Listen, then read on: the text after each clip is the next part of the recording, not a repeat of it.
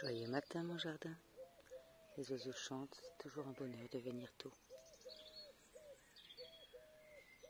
Ici vous avez la consoude qui a donc été un sauvetage, comme je l'ai dit dans une précédente vidéo, Et cette consoude est généreuse. Une des particularités de la consoude, c'est d'aller chercher la potasse profondément dans le sol, et puis ensuite de la remonter dans ses feuilles et d'enrichir le sol aux alentours lorsque les feuilles tombent. Et j'ajoute à ceci sa floraison abondante qui attire beaucoup les insectes. Et là, ce qui est un plaisir, c'est de voir ce framboisier. Regardez la beauté de ces petites fleurs. Moi, je les trouve incroyablement jolies. Je ne vais pas faire le point sur la bille. Là, très fourni en étamines. Et il était un peu faiblard l'année dernière, et je trouve que cette année, il va vraiment très très bien. Donc je pense que la couverture du sol par la consoude est très favorable. Ça lui donne un sol bien humide, riche. Et j'ai l'assurance qu'il soit largement visité par les insectes, car dans la journée, là c'est un peu tôt, il fait frais, donc les insectes les bourdons et les abeilles sont encore au repos. Mais la journée, quand il fait beau, c'est incroyablement visité cet endroit-là. On a le petit massif de marguerite qui commence à s'ouvrir.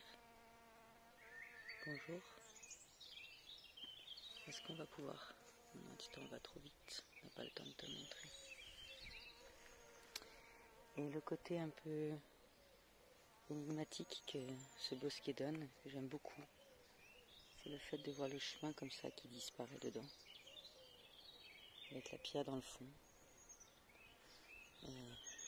Évidemment que si on veut y entrer, on peut. Il suffit de pousser les plantes et puis on voit le chemin.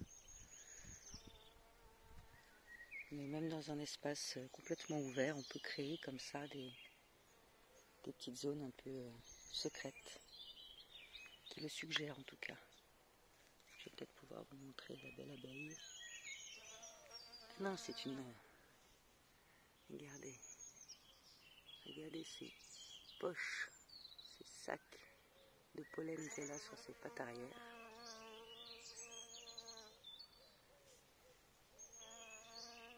Sacré sac, elle. Je chôme pas au travail. Là, maintenant, c'est un bourdon qu'on vient d'entendre arriver. Va-t-elle venir?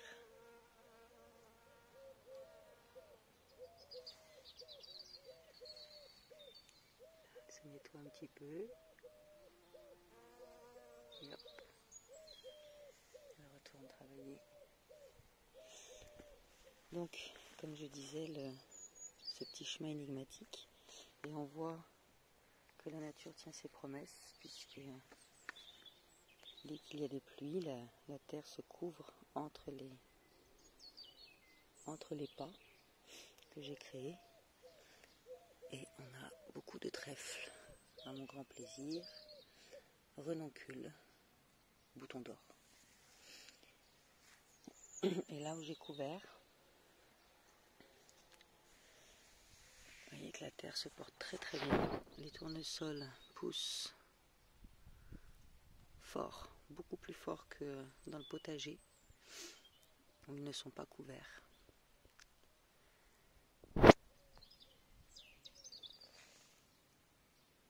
Là, les fraisiers résistent bien, alors qu'ils sont très peu arrosés et qu'ils ont été déplacés. La courge va bien aussi. Voilà. Et je voudrais vous montrer aussi aujourd'hui une erreur de ma part.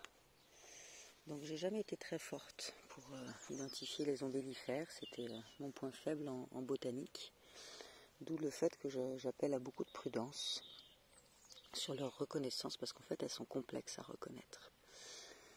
La carotte, eh ben celle-ci n'en est pas une. La carotte ne fait pas des siliques comme ça. Ah pardon, je vois pas bien. Là. Ça, c'est pas le fruit de la carotte. Donc elle a une racine pivotante, elle a un peu une odeur de carotte. Et pourtant, ceci n'est pas une carotte. Donc, se méfier toujours avant de manger quelque chose de sauvage. Même si celle-ci n'est pas la ciguë elle a des petites involucres qui se placent là à la base de la fleur. En attendant, je ne suis pas du tout sûre de ce que c'est, donc je vais attendre qu'elle fasse aussi son fruit et qu'il arrive à maturité pour l'identifier.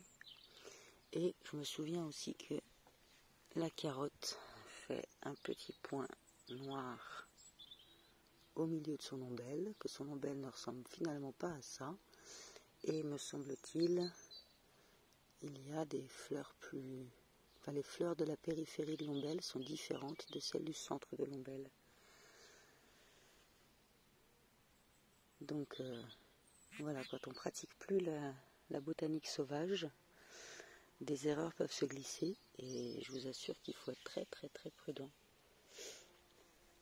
Par contre, là, je vous avais fait voir, je vous avais identifié cette plante comme un lamier blanc et je peux toujours la caresser, donc c'est pas une ortie, hein, ça c'est sûr. Et voilà donc les fleurs, les très belles fleurs dont j'avais parlé. Voilà. Puis sur une prochaine vidéo, je vous montrerai l'histoire d'amour de ces fleurs, que je trouve très jolies. Mais là, celle-ci est déjà assez longue.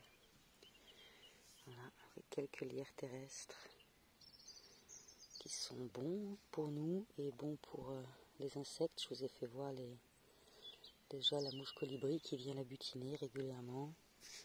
Les pâquerettes, ça c'est un géranium sauvage. Le petit framboisier blanc qui pousse, qui s'installe gentiment. Les calendulas, celle-ci. Et j'espère que j'aurai de la capucine. J'ai semé de la capucine ce week-end avec Lila, la courge, qu'il faudra que je tire vers le grillage, sinon on ne pourra plus entrer. Mais c'est un peu le jeu de mon jardin. Alors, sur cette jolie visite, je vous souhaite une belle journée et puis à demain.